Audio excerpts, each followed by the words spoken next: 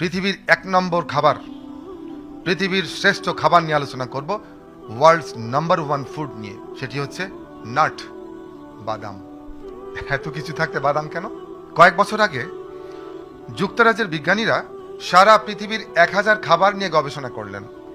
গবেষণা করে এর মধ্য থেকে 100 খাবারকে তারা শ্রেষ্ঠ খাবার হিসেবে শনাক্ত করলেন এবং এই 100 খাবারের মধ্যে 1 নম্বর তালিকায় যে খাবারটিকে তারা রাখলেন সেটি হচ্ছে বাদাম।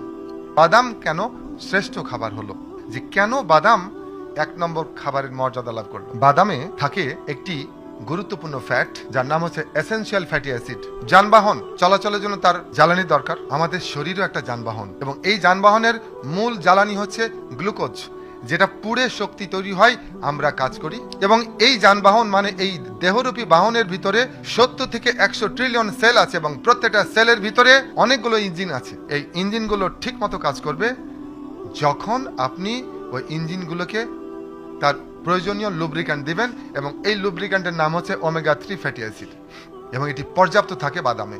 শুধু তাই নয়, আপনি যখন ওমেগা 3 ফ্যাটি অ্যাসিড পর্যাপ্ত খাবেন, এটা আপনার ব্রেনের সেরিব্রাল কর্টেক্স, শুক্রাণু, শুক্রাশয় এবং চোখের রেটিনার প্রাথমিক গঠন উপাদান হিসেবে কাজ করবে। ফলে আপনার মস্তিষ্ক চমৎকার কাজ করবে এবং পুরুষদের সেক্সুয়াল লাইফ খুবই চমৎকার থাকবে।